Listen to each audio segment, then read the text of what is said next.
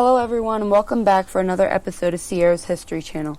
And today we are going to dive into and compare the different primary sources of the Enlightenment era that contradict and challenge the ideas and philosophy throughout this time period. So, the Enlightenment era was an intellectual movement during the 17th and 18th century that argued the laws of reason applied to everyone. This sparked revolutionary developments for liberty and freedom for all genders, races, and religions. So the first primary sources is Mary Wollstonecraft on the rights of women that were written in 1792. And here she challenges the idea that women are helpless or damsels in distress and they're dependent on men. And she says, "If I say, for I would not impress by declamation when reason offers her sober light, if they are really capable of acting like rational creatures, let them not be slaves, or like the brutes who are dependent on the reason of men, when they associate with him, but cultivate their minds, give them the solitary, sublime curb of principle, and let them attain conscious dignity by feeling themselves only dependent on God." And here she challenges the Enlightenment ideas that everyone is created equally, by arguing that if women are capable of being rational, then they shouldn't be treated like slaves, and they should be allowed to learn and have dignity. And she also is saying that women and men should be given equal opportunities in education, work, and politics, and that women don't just exist to please men. But this is also contradicting because she's saying that women are valued more than slaves, which would mean everyone is not created equal, which is an Enlightenment philosophy. And this is the exact point that Frederick Douglass, who was a leading abolitionist and spent 20 years of his life as a slave, when he wrote, "What to the Slave is the 4th of July" in 1852.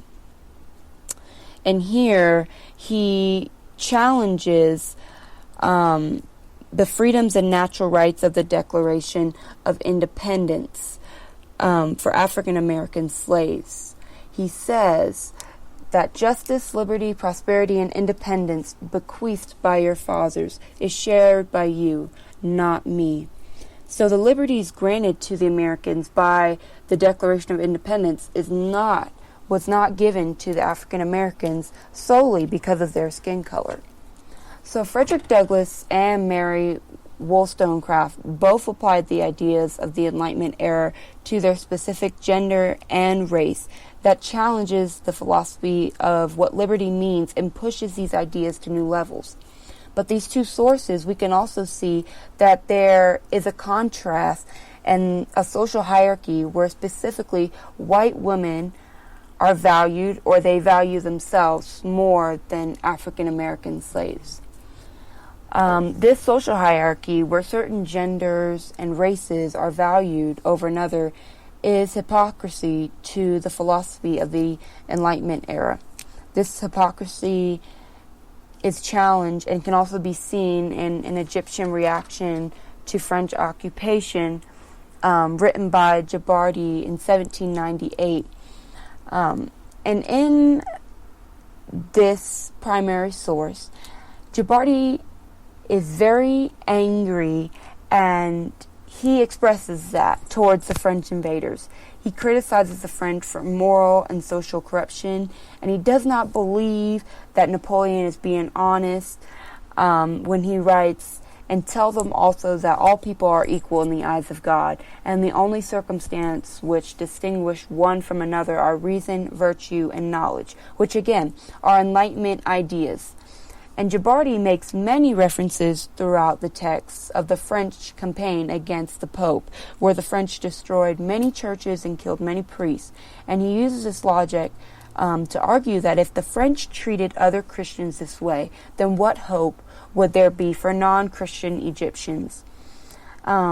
This argument shows that, again, there is a hierarchy, but in this circumstance with religion, Christianity is obviously valued more to the French, which again contradicts Napoleon's Enlightenment philosophy that all people are equal.